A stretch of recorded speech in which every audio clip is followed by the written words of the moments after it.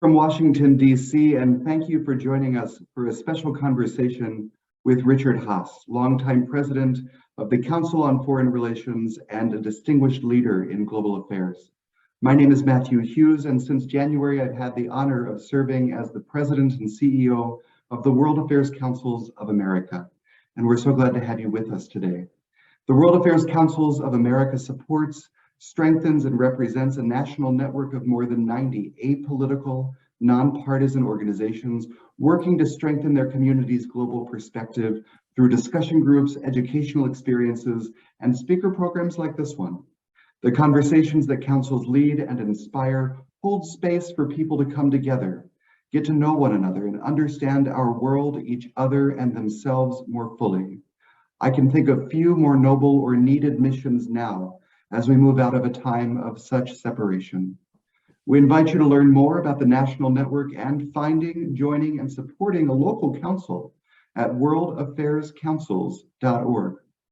We're pleased to be presenting today's program with Global Santa Fe, the World Affairs Council affiliate in Santa Fe, New Mexico. Here from Global Santa Fe to guide us through today's conversation and introduce our speaker is Jim Falk, Programming Chair in Santa Fe and President Emeritus of the World Affairs Council of Dallas-Fort Worth. Jim co-hosts Perspectives Matter, a McQuestion program that airs weekly on KERA Dallas. He's a member of the Council on Foreign Relations and Honorary Consul of Morocco. Jim, thanks so much for being with us today. Please take it away.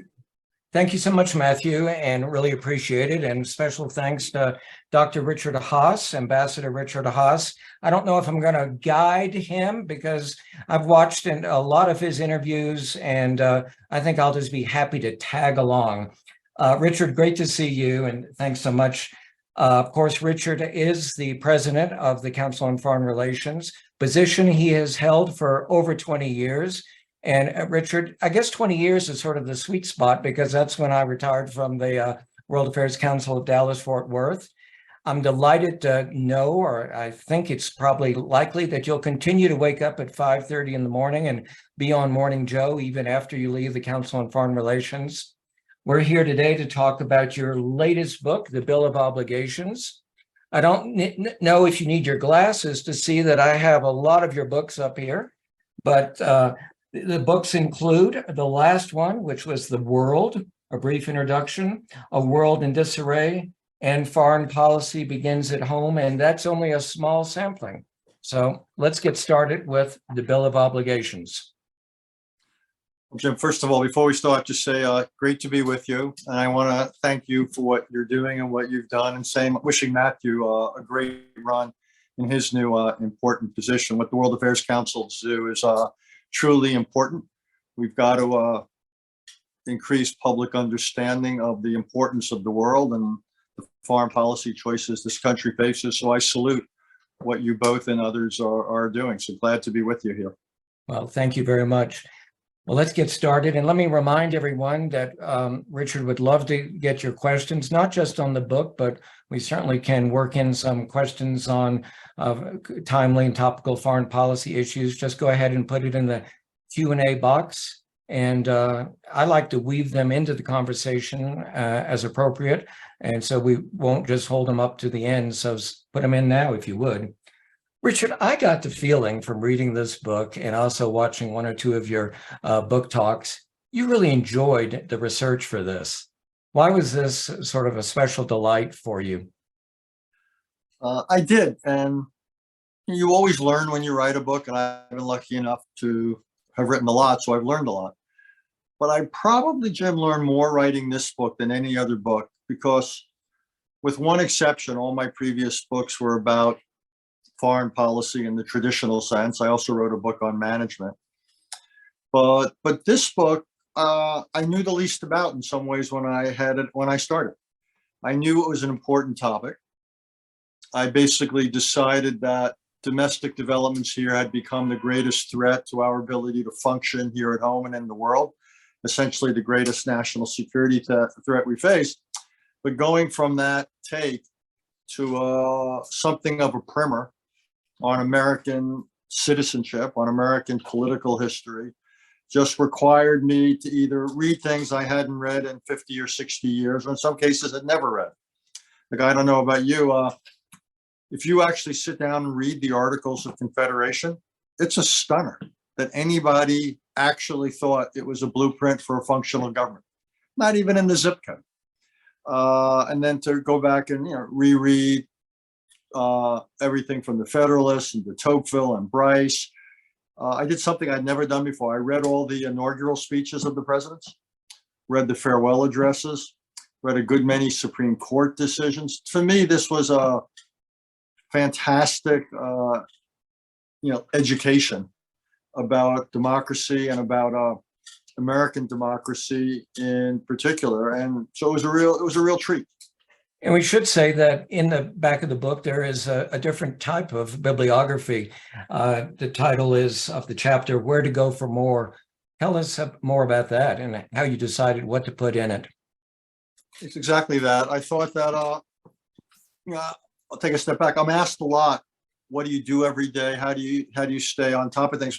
The first of the obligations in the book, at the risk of getting ahead of ourselves, is to be informed, to be an informed citizen. So a lot of people ask me, well, what does it mean to be informed? How do you get there? So I talk a little bit about my daily rituals, which newspapers I read and websites I go to, what newsletters I read and all that. I think that is, that's in the Where Do You Go for More section. I also talked about a lot of the books that really helped me in the course of writing this. I asked some of my friends about the books that had helped them the most, and just put this together. It was again, I did it for the first time in my last book, In the World, A Brief Introduction, and I had a very similar section, and it turned out to be popular. One of the things I'm trying to do is right now is almost have a division of labor between my articles and my books, and I try to have my articles for foreign affairs or others be more for what you might call the foreign policy crowd, the insiders, the people who eat, drink, and sleep this. Yeah. And then what I've tried to do for my books, though, is increasingly write for a broader audience, a little bit more evergreeny, a little bit more accessible, shorter, and that's what this is. So I mean, part of it then is talking about, if people want to take a deeper dive, I figure I can help them, can steer them in some directions. There are so many options about what to read. And I think I'm probably signed up to 15 or so different daily emails. What are the ones that you turn to first? I turn to about 5 or so newspapers every day first. The New York Times, the Wall Street Journal, the Washington Post, the Financial Times, and my deep dark secret, the New York Post. By the way, most people here read that; they just don't admit it. That's the only. I'll confess.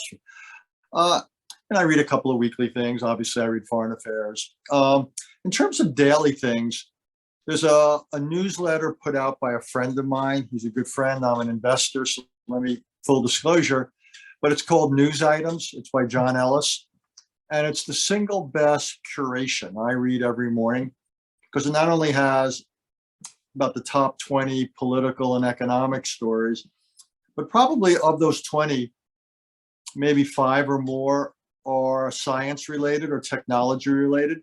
I don't know about you, but my fluency in things science and technology is finite. Yep. So I find it incredibly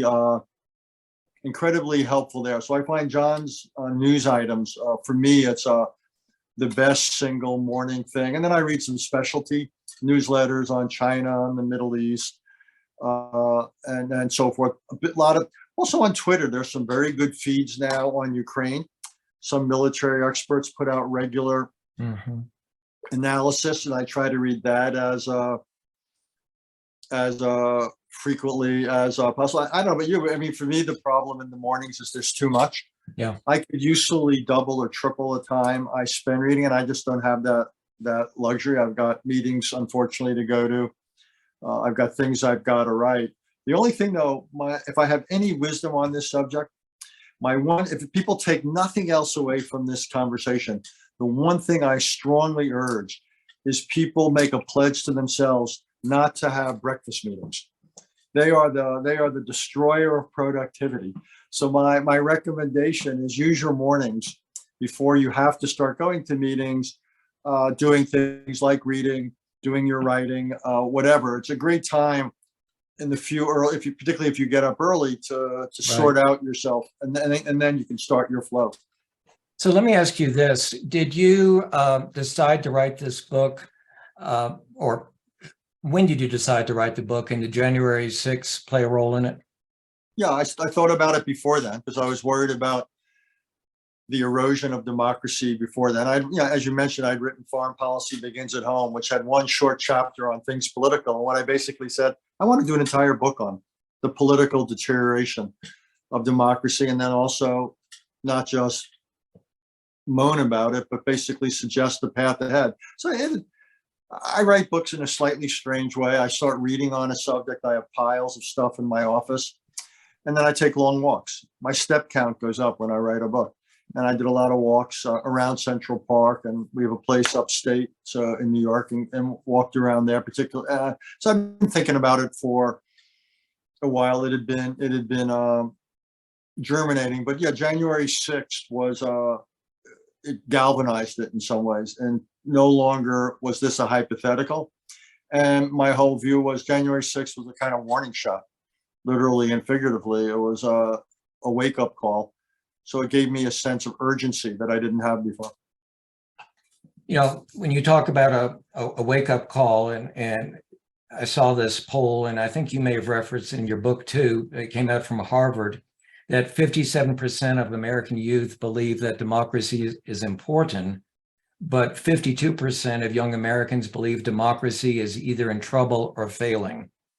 And so let's start now with that and go through. I have my cheat sheet here of the because I saw an interview you did, and you jumped from 1 to 10, and it doesn't make any difference. But let's go ahead and just start with. I'd say one thing about what you just said, though, if I can interrupt for a second. Yeah, which is the fact that some young people would say that about be kind of down on democracy is pretty understandable. Think about it. If someone is 35, 40 years old, and they've had a degree of awareness now for say 2 decades, plus or minus. Well, think about what's happened over those 2 decades. It kind of begins with 9/11. And you had a financial crisis in 2007-8. More recently, we have the inflation and banking challenges, to say the least. You had the wars in Iraq and Afghanistan. You had a pandemic. You had January 6th. I could go on and on. It's not, to me, terribly surprising that people who didn't have a longer historical framework or perspective and were watching the United States over the last couple of decades would come away with a pretty jaundiced view that democracy wasn't delivering a whole hell of a lot. And they would therefore be dismissive of it, or would be open to alternatives, or just pessimistic about its prospects. Again, I take that as a warning. It's one of the reasons in the book I try to introduce a little bit of historical perspective, because for all of our flaws that have been evidenced over the last 2 decades, we've still come a long way. And there has been a lot of progress in our narrative over the nearly 2.5 centuries. But I get it, why people of any age, but particularly younger people, look at democracy and say, hey, it's not working for me. It's not delivering. I totally understand that. And they're probably also feeling the polarization that's so evident, and what comes out of social media, and the true division that we feel in our society, whether it be urban, rural, or some of the other points of division. You have a wonderful quote from Stephen Breyer, which I think is a good way to start the discussion of what is an obligation versus a right. And just as Breyer said, many of our cases, the most difficult ones, are not about right versus wrong. They're about right versus right.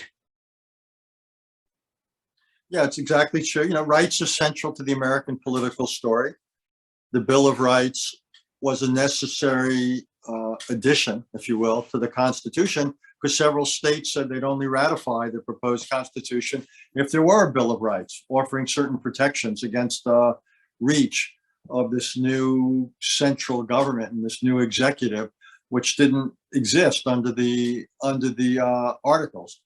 And one way to think of American history is the struggle to narrow the gap between the Declaration of Independence and the reality, and what Lincoln described as the unfinished work of America. Well, it remains unfinished. We've made progress in some areas, but that, again, that's a useful framing, I would argue, for big parts of our history. My argument is simply that imagine Lincoln's dream were fulfilled, and suddenly the unfinished work of America were to be finished. There wasn't a gap, a meaningful gap between our principles and our practices. My view, and it's reflected in the Justice Breyer quote, is American democracy would still have trouble because rights inevitably collide. A mother's right to choose versus the rights of the unborn. Someone's right to bear arms pursuant to the Second Amendment, someone else's right to public safety. Someone's right not to be vaccinated or wear a mask, someone else's right to health and the ability to move around in a society. So how do you reconcile those? And it was clear to me that a rights-based approach to democracy, what am I owed? What am I promised? Wouldn't work. If anything, people would dig in, and at best you'd have gridlock. And at worst, you'd have violence. So that's what brought me to the idea of, well, what's missing from this conception of citizenship? And that's where I began to think increasingly about obligations, which I define as things that you should do or ought to do, not because they're matters of law, but simply because it's better for the country, it's better for fellow citizens, it's also better for yourself in the long run. So I describe obligations are things that you and I owe to one another, as well as things both of us owe to the country and to the government. And my argument, again, is not to reduce the significance of rights or to give up on Lincoln's quest, but simply to say, think of citizenship as a coin with two sides. We've got rights, we've got obligations. Obligations aren't a substitute for rights, but they're a complement, they're a supplement. And only if we develop both sides of that coin will American democracy have a chance of succeeding. Well, let's open up with the first one, and that's be informed. We've touched on that somewhat, but how do people know what is a fact or not versus, say, a misstatement or an opinion? First of all, it's not easy. It's one of the great ironies of this moment we all live in, because here we are, you've got the Google machine next to you at any time. We've got more access to more information than human beings have ever had since God created the heavens and the earth. Yet we're having more trouble navigating this information landscape in some ways than ever before. For the reasons you suggest, we're flooded, not just with information, but misinformation. Part of it is, and I think it's gonna be very hard, let me sort of say, I know there's a lot of conversations about, say, the internet and Section 230 and how do we clean it up. I've come away somewhat skeptical. I don't claim to be the world's living expert on the 1996 law, I think it is, but I've read a lot. I spent a lot of time going over the oral arguments a few weeks ago, the 2 days the court devoted to it. I'm frankly skeptical we're going to come up with a solution either at the Supreme Court or in Congress. So increasingly, I think, again, I tend not to use the word solution, but I think the progress is more likely to result from a more discerning consumer. One thing I like is New Jersey recently passed a law, Governor Murphy signed it, that would teach information literacy in the schools and basically help students answer your question. How do we know a fact when we see one? How do we understand the difference between a fact and misstatement versus analysis and opinions versus predictions, what have you, basically to help people parse what's coming at them. Then there's also what you might call literacy. I guess I could almost describe it hygiene or habits. For example, double sourcing. You know, if you got a bad diagnosis from your doctor, God forbid, you wouldn't just say, okay, when do we operate? You might say, can I get a second opinion? Okay. So Americans ought to be getting second opinions at consequential things. So if your instinct, if your default option's Fox, get out the clicker and spend some time on MSNBC or CNN or something else, and vice versa. None of us ought to simply habitate in one information ecosystem or just depend upon one newspaper. And more broadly with social media, people need to think of those words, social media. They're not called serious media. They're not called factual media. It's not called authenticated media. It's social media. So it may make us feel comfortable, it may entertain us, but by and large, that's not a place to go for verifiable or for serious information. And in fact, Pew has this, out of one of their studies, said 64% of US adults say social media has been bad for democracy. You touched on New Jersey. Let's jump to, what number is it? Number 9, support the teaching of civics, because I was astonished about how the teaching of civics has basically just been taken off the plate. Yeah, me too. And it's come up a few times. I can't find an anti-civics movement. So it wasn't like we had a lot of civics and then there became a big anti-civics movement, and now we don't. And just to make people, give you a sense of the landscape or the playing field, we've got plus or minus 4,000 colleges and universities in this country.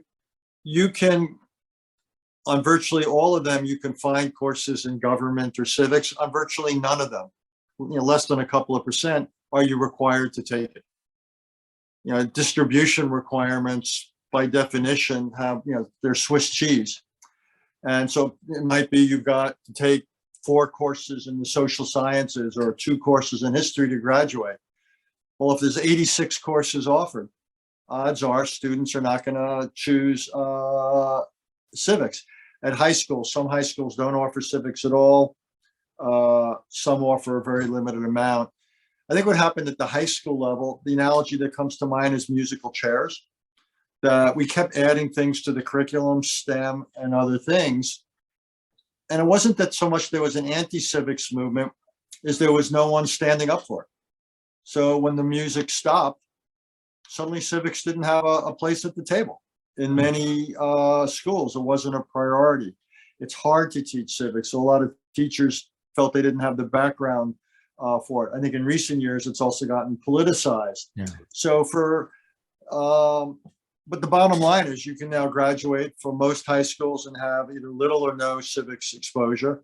And you can graduate from virtually any college or university and have no civics exposure. And I think that's one of the reasons we're in the fix we're in, is too many Americans simply don't appreciate what a democracy is and what it requires. And none of us is born with that. Why do we think that Americans emerge with that? They don't. And if we're going to fail to teach it, and coming back to where you began the conversation, if what they see on a daily diet is not very impressive, well, of course people are going to turn away from democracy. Richard, tell the story that's in the book, and I've heard you mention this before, about Seder and Passover, and Sure. and how in the United States we might really go more to the basics, because it strikes me that some school superintendents might just be slightly afraid to incorporate civics because of the pushback they might get from various interest groups. Yeah, that's one of the inspirations of the book. In a couple of weeks, in about 2 weeks or so, Jews around the world will gather to celebrate the holiday of Passover, which is the story of the Jewish exodus from Egypt, where Jews several thousand years ago were slaves. And Judaism, and many of its, throughout much of its history, Jews have been denied access to holy places. They were maybe conquered at various times, or they were persecuted, certainly scattered. So what's so special about Passover is it's a decentralized holiday. The synagogue isn't central to it, but often it's celebrated in the home. There's a ritual meal in which everything has a certain symbol. And the book that informs the service for Passover is called the Haggadah, which in Hebrew, the translation is the telling. Mm-hmm. And what it is the telling of the narrative. And it's an obligation, to use my word. It's an obligation that the older generation has an obligation to teach this to the younger generation. And the entire meal, the entire service is an exploration of the Jewish narrative and history. And literally there's parts of the Seder where questions are asked and answered. And that, again, is central to this. And the whole, what's so powerful about it, and the message I took, is Jews understood that they would have been long extinct if they had not told their narrative to generation to generation to generation. They didn't take it for granted. And that, to me, is the lesson Americans need to take. You know, we're a heterogeneous country. We've come from all over. We have these principles on which we're founded. You know, we're not founded on a religion or gender or race or what have you. We're founded on ideas. So we have an obligation to ourselves to tell our narrative, to pass it on. And that, to me, is the tradition we ought to pick up from this. And, you know, then we can have the conversation. Well, exactly what do we need to pass on? I wonder if there couldn't be, and you know, the 4th of July, in addition to eating hot dogs and spending time with family, if they're, you know, watching Hamilton together or something. I mean, it's an interesting thought. It's a good idea. Besides hot dog eating contests at Coney Island, there might be a slight educational. Well, look, in 3 years, in 2026, we're going to have the 250th anniversary of the Declaration of Independence. Mm-hmm. That would be a pretty good time to have something of a teach-in around this country. What I'm hoping for with this book is it begins something of a national conversation about civics, about public service, where more Americans ask themselves, what can I do to promote, protect, buttress American democracy? Because there's all sorts of things that business leaders and religious leaders and educators and parents and others can and should do. But I like your idea. I think we ought to be looking for opportunities, you know, systematically in the classroom, but through public service announcements, or as you say, through a holiday, to introduce a little bit of content. I think that'd be a great idea. Let's talk about 3 and 4 and combine them if we can. Remain civil and reject violence. Yeah. Well, civility is necessary for a couple of reasons. One is just self-interest. You know, in my experience, arguments don't get more persuasive if you speak more loudly or you abuse the other person. That tends not to bring them around. Second of all, you and I might disagree on something. Say we're debating Ukraine and we disagree. Well, the next conversation that comes up might be China or something else. And if we've had a really rough conversation, our ability to agree on something is going to be much diminished. So it's quite practical to be civil. You don't lose anything. Nonviolence seems to me is obvious. You can't have a democracy if disagreement leads to violence. I just mentioned religious leaders. So, you know, Americans are one of the most church and synagogue and mosque going people in the world. So who better than religious authorities at the pulpit to basically talk about such things as nothing warrants violence politically. Be civil, be open to compromise. Look out for your fellow citizen. We are our brothers and our sisters' keeper. Well, how do we translate that? I'm not asking religious authorities to stake out political positions on the debt ceiling, though I have my pretty strong feelings on the debt ceiling. But I do think religious and congregational leaders ought to stake out positions on how Americans go about their political lives. And what about practicing a position or articulating a position that may not be yours so that you can really get a sense of the other side? One thing I did with this book is we put out teaching notes. And one of the things I like is, for example, you have debates. And at halftime, you blow the whistle and you suddenly have to switch sides. And you have to go from pro-abortion to anti-abortion or pro-gun rights to something more limited, that kind of a thing. I think that is really good. One, you get schooled up, and two, maybe you come up with a slightly greater appreciation of the other point of view. You no longer demonize it because you've walked in those shoes and you've seen the argument. So I think classrooms become a very good place through debates, model and mock Supreme Court hearings. One of the things I recommend is we have in classrooms, we have mock constitutional conventions, and you let students propose potential amendments and debate it. But I think the art of debate is a sensational teaching tool that we don't avail ourselves sufficiently of. Another one of your obligations is get involved, and it made me look up about how many congressional districts are competitive. And accordingly, after the 2022 census, only or 30 out of 435 are competitive.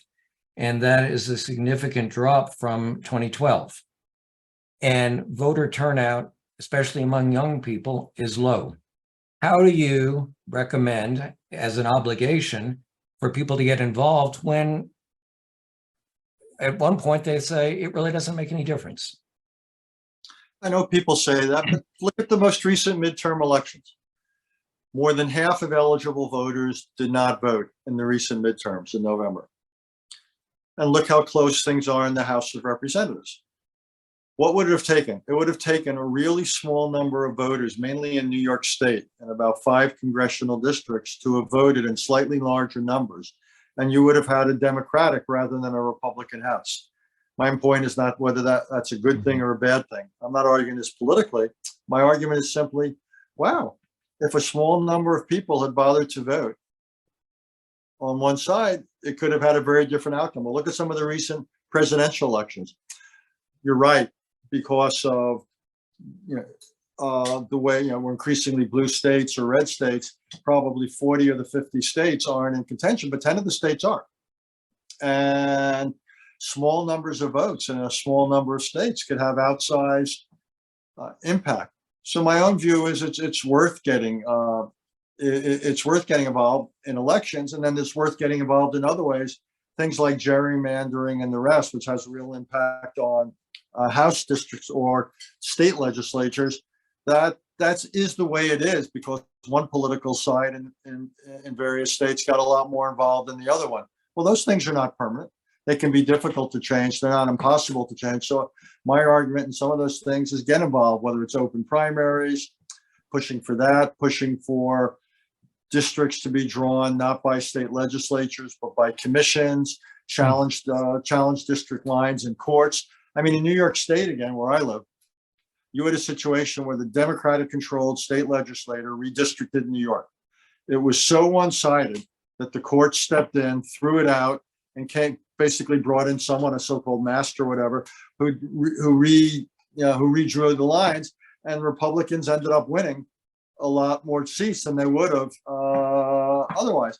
And it just shows to me what happens, when there's pushback. And so my view is get involved, certainly on election day, but also there's things to do to change the context in which elections are carried out.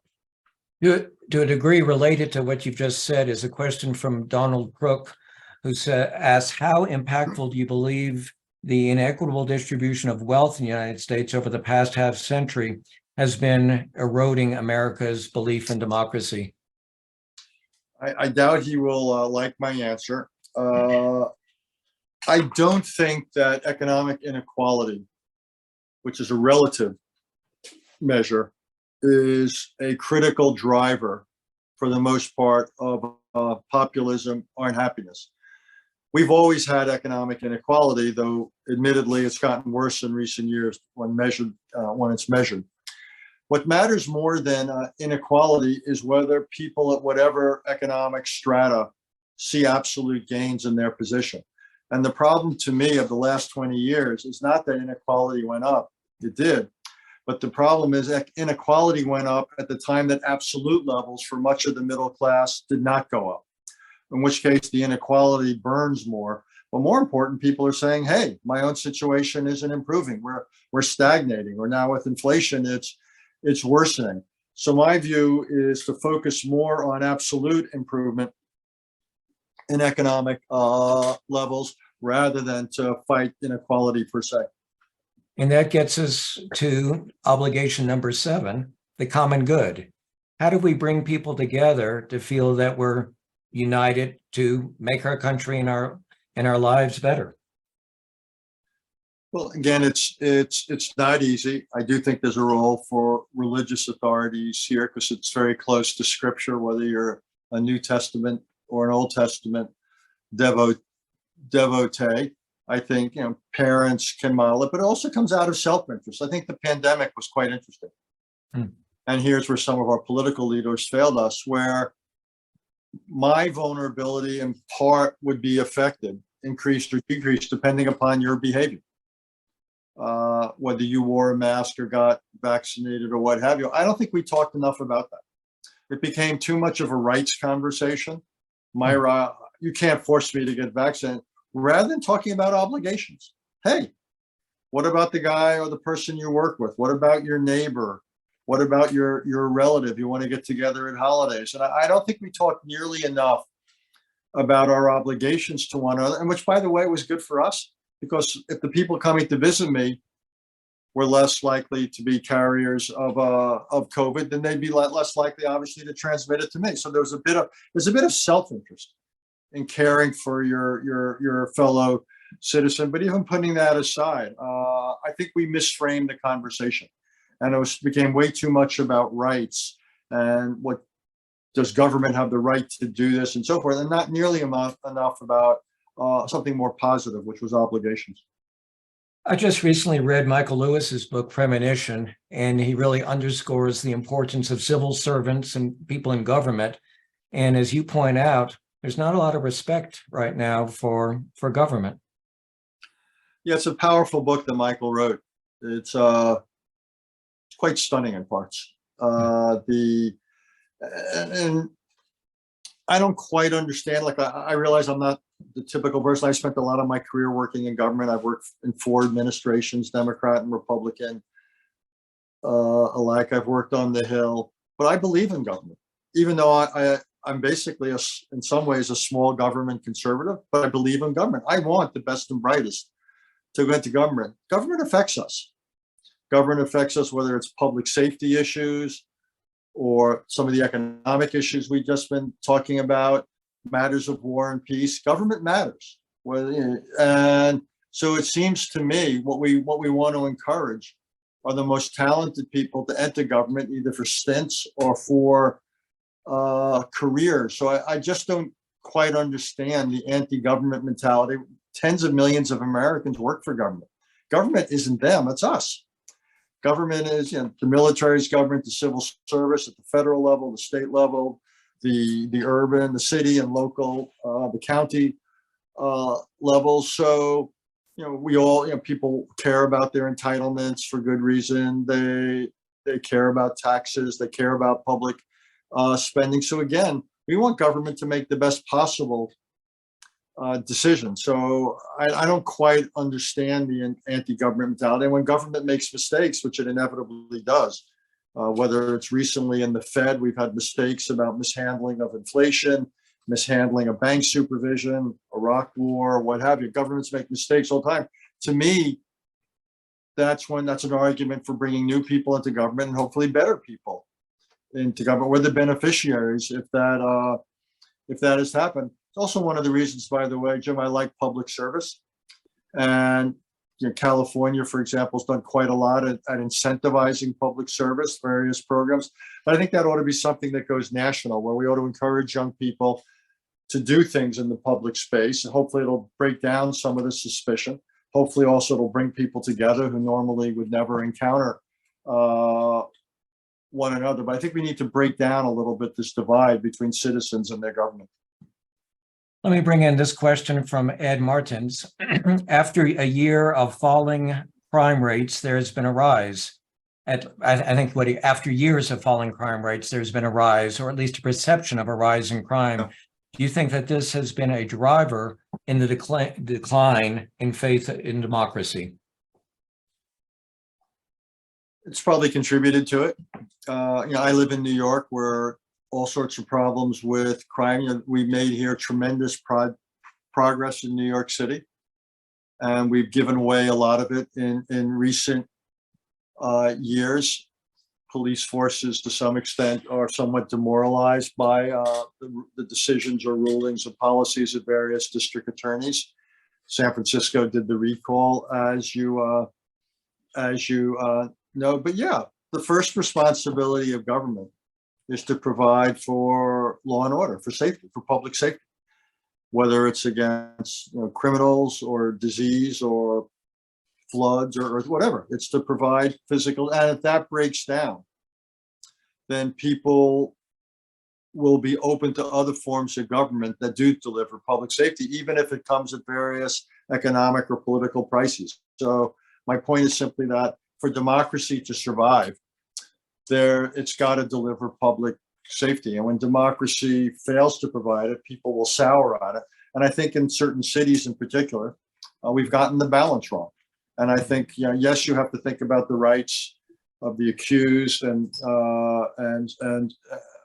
one has to think about individuals and so forth. But on the other hand, one has to think about public safety and the community at large. And I think we've got the balance has gotten skewed in many cities: Chicago, San Francisco, New York. And I'm not going to sit here and say these problems are easy, but let me interject, Richard, because I want to be sure we get to norms and some of the other questions, if you don't mind. And your section on norms was very interesting, especially I thought when you talked about the issue of leaking, which is certainly endemic in Washington. Yeah, I'm not a big believer in leaking. My view is government depends upon the integrity of the process. Now, I think you get less leaking if whoever is responsible for administering a process runs a fair one, where people get their day in court, and government get a chance to advocate, and so due process is dispensed. And then you have, if that happens, it seems to me the other half of the bargain is you don't leak, because leaking undermines the trust that is necessary for people to speak openly in government. That's necessary if you're going to have a good decision. It increases the odds if people can speak openly. You're much more likely to make good decisions, or at least avoid bad ones. Unfortunately, in Washington, in my experience, you actually had it wrong both ways. People would often not speak up when they had the chance, and then after the decision went against them, then they'd leak, and it was almost passive aggressive. So I thought they had it wrong going and coming. But one of the administrations I worked for, President Bush the father, 41, there was much less leaking than usual. And I think one of the reasons is most people felt they had a fair chance to advocate for what they wanted, and they respected the process. And also he was not particularly tolerant of although wasn't Jim Baker was pretty much a master of leaking, wasn't he? Well, he didn't have to do a lot of it in that administration, because he had such a good relationship with the president that he and the interagency process, in part also because he had such trust in Brent Scowcroft. Brent was, I think, by all accounts, the best national security advisor this country has been fortunate enough to have. And one of the reasons was he understood that to perform that job, you had to put the process ahead of his own personal preferences. And people tried to do that. Let me bring Kathy Allison into the conversation, because she talks about the role of corporations, which is something you've touched upon. Where do you place accountability in government, whether from the top or the bottom of the ladder, and what is the role for big business? Well, I think big business has been missing in action for the most part from a lot of what we're talking about today. And it's odd, because it's not even in the interest of big business to be missing from action. Who benefits more from the rule of law than big business? Workers can go to work, customers can go to stores. How well will big business do if law and order break down in this society? Not very. Big businesses also have a stake that government not be weaponized or politicized, that the IRS or the Justice Department not be trained on them simply because of their political behavior. So I think big business, among other things, has the obligation to make it less difficult for their employees to vote, give them a few hours off with paid leave. It's not too much to ask.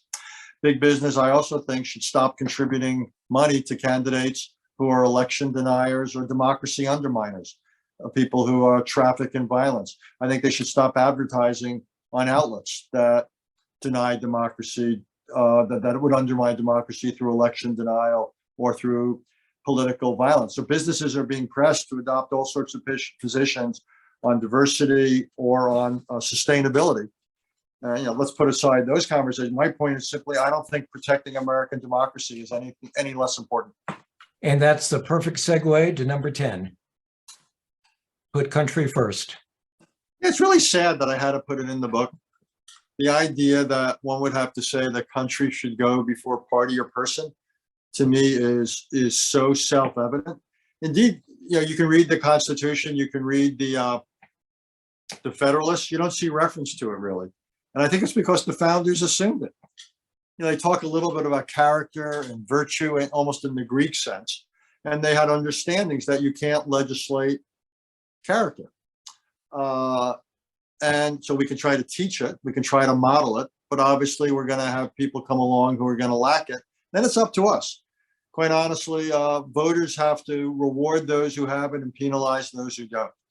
And I think it's that simple. One of my lines in the book is you get the government you deserve, not necessarily the one you need. Well, we've seen in recent years, though, some fantastic demonstrations of character. Those election officials who stood up to pressure, who put country before party, good for them. The policemen on the steps of the Capitol, Liz Cheney. These are all people who put this country before party or person, and I salute them. And I just want to encourage everyone to, of course, purchase not just one copy of your book, but several, because it's so well written. And in a sense, it's almost a shame that you needed to write it, but it needed to be done, and you've done a great job with it. Let's jump into foreign policy, unless there's something you'd like to say about the book. Other than thank you, let's jump into foreign policy. All right. So we do, not surprisingly, Dr. Haass, we have a lot of questions on foreign policy. In addition to the watch in New York City about whether or not President Trump is going to be indicted, there has been a lot taking place in Moscow. We have 2 or 3 questions. What is your opinion? What can we expect from China and Russia in the near term as they appear to be closer? Well, they do appear to be closer. I don't know if it's not quite an alliance, but it's a strategic partnership. They clearly know what they're against, which is a US-led world order. They're also very different. China's 9 times the population. It's incomparably wealthier, much more integrated in the world. But look, I take their closeness seriously. I don't think this trip really changed anything. It was the 40th meeting, I believe, between these 2 individuals. I didn't see anything new on Ukraine or anything else in the political military space. I don't know what was said privately, but China, I think, wants to appear to be something of a peacemaker. I'm not sure it's prepared to be a peacemaker. I didn't see any evidence they were leaning on Russia in any way. So I found this trip at best, neutral, not really affecting the basics. But again, I say that obviously without access to what might have been discussed in private. And another interesting alliance that's come about in the last few weeks is the one, maybe alliance is too strong of a word, but normalization of relations between Saudi Arabia and Iran. Yeah, I wouldn't call it even remotely an alliance. I'm not even sure it's a rapprochement. We'll see. But Saudis and the Iranians for some time had been trying to reduce some of the tensions. I think the Saudis years ago began to move away from the Americans when, in the Trump years, when we didn't respond to the Iranian attack on the Aramco refinery, then Saudis weren't happy with American pressures on human rights, and the weren't happy with our negotiation of the 2015 nuclear deal with Iran. Obviously, the United States and Iran were and are estranged. So I think we've had a slight lowering the temperatures. It's an agreement to establish embassies and relations, but I'm skeptical. I think there's a lot of profound differences between the 2, and I have much more of a wait and see attitude about what might happen between the 2 of them. The place where diplomacy, let me say, interject for a second, has made a real difference recently and hasn't been remarked upon nearly enough is between Japan and South Korea. The fact that you just had the South Korean president going to Tokyo, that you have finally had the 2 governments deal with these issues stemming back to the decades before and during World War II is quite remarkable. It's a really impressive, quiet piece of diplomacy, and it comes at an important time given the threats posed by North Korea and potentially China. So I think that's a piece of good news. But when you look at China's involvement with this rapprochement, or whatever we want to describe it as, Is this a symptom of the United States withdrawing some degree? Sure. The United States, under the last three presidents, Barack Obama, Donald Trump, and now Joe Biden, has reduced its footprint, its profile in the greater Middle East. We saw it, with Iraq. We saw it with Syria. We saw it with Afghanistan. There's obviously a much greater involvement in Europe because of the Russian invasion of Ukraine, the so-called pivot to Asia. So the United States has backed away, not departed, but clearly dialed down significantly. Its military, but also its economic footprint, much less dependent on regional oil, and its diplomatic involvement. So what do we expect? If we are going to basically prioritize other parts of the world, well, of course, there's going to be greater space for locals to do some maneuvering or for China to come in. I mean, just one factoid. When Joe Biden gave his most recent State of the Union, the words Middle East were never mentioned. That's a pretty big change.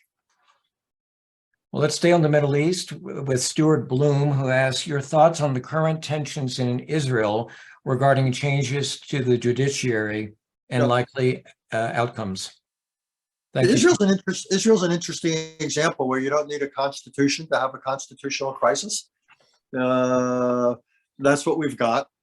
The pushback against what the prime minister and his colleagues want to do is pretty wide and pretty deep. I worry about it for Israel. I also worry about it for the Israel-American relationship. This is a relationship that's not simply predicated on strategic calculation. It's also predicated, it's based upon values and democracy. So I think the Israelis, well, to come back to something we were talking about, I tweeted it today, yesterday. Bibi Netanyahu is an example of a leader who is putting person before country. And I think it's bad for any democracy.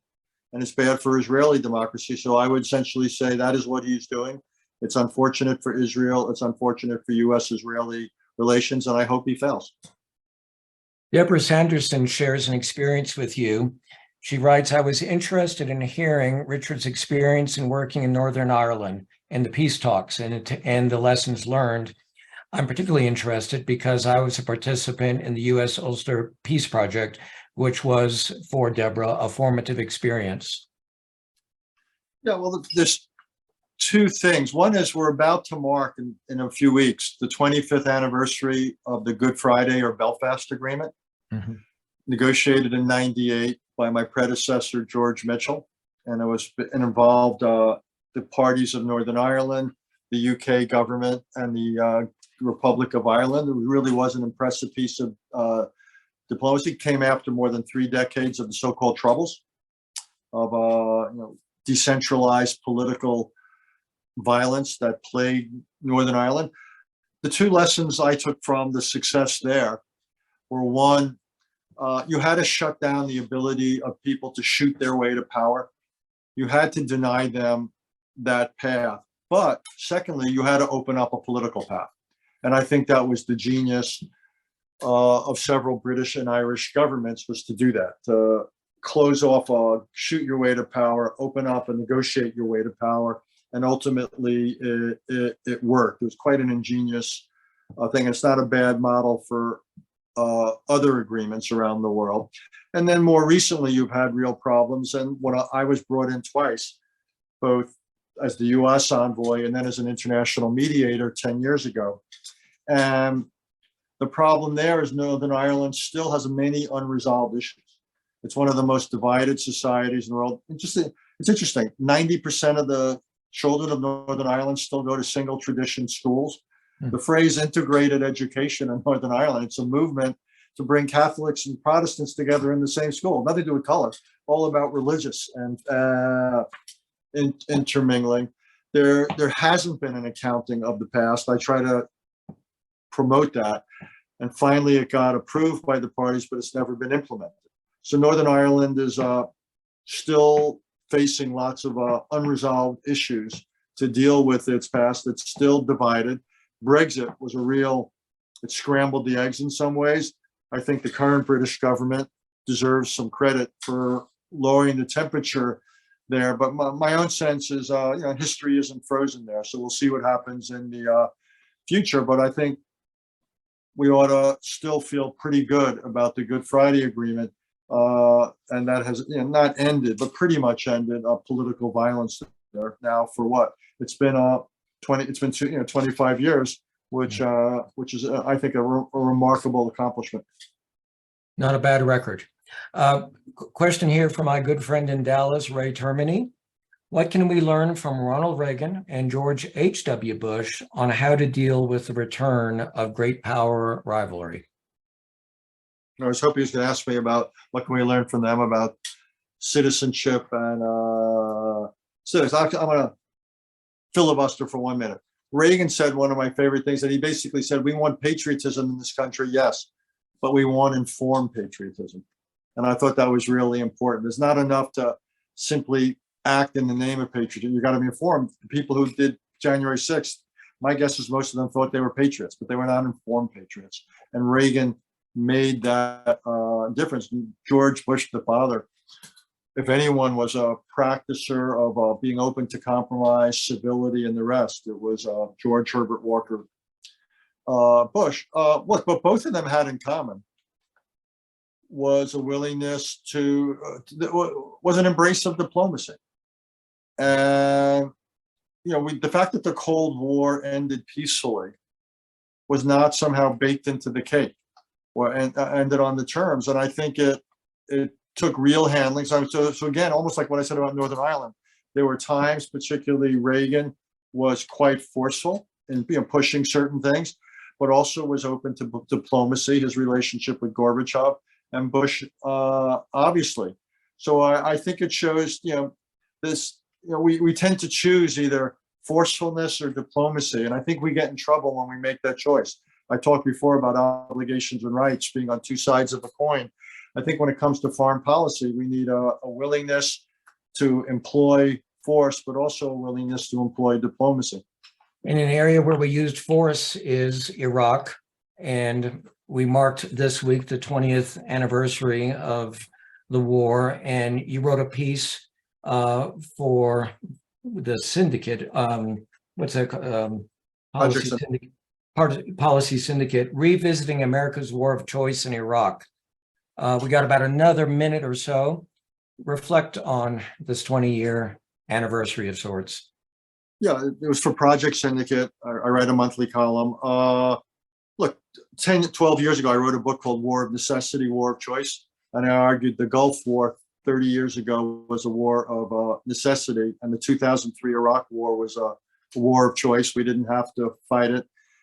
We certainly didn't have to execute it the way we did. I thought it was a terrible mistake when I wrote the book. I think it's a terrible mistake now. I was against it when I was in the State Department at the time. And I think it's weakened our position in the Middle East.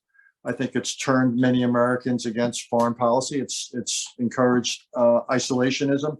It's turned some of the world against the United States. It's encouraged populism here at home.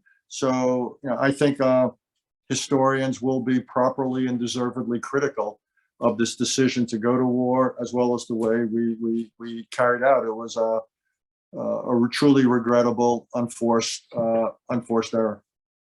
And I think Matthew's about to come on, so let me just conclude by asking you, do you feel now more confident that Americans understand the threat to democracy and that the glass is fuller than it was?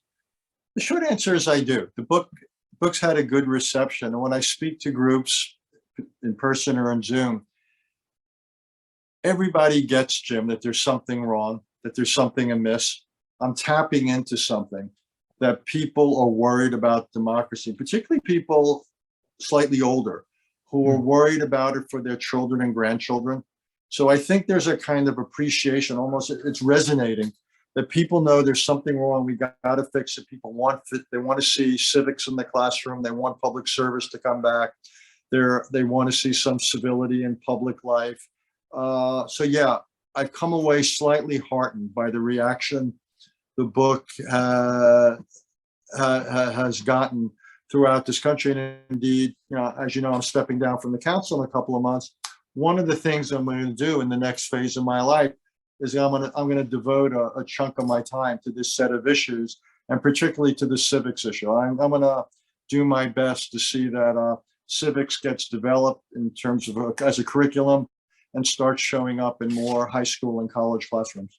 Well, you're the perfect man to do it. Richard, always a pleasure to be with you. Matthew? Dr. Richard Haass, thank you so much for being with us today. What a treat to hear from you with all of your years of experience in so many spaces and places. And certainly what you talked about tonight and what you and Jim talked about tonight resonates deeply with the work that we do in the World Affairs Councils Network. So thank you for your time with us tonight. Jim, always good to see you. Thanks so much. Do check out Dr. Haass's book, The Bill of Obligations, The 10 Habits of Good Citizens. You can find it at your local bookseller or your favorite bookseller online. Also check out cfr.org, and we hope you'll look us up at worldaffairscouncils.org for more about the work that the 90+ councils around the country are doing. Thanks so much, everybody, and we'll see you very soon. Take care. Thank you.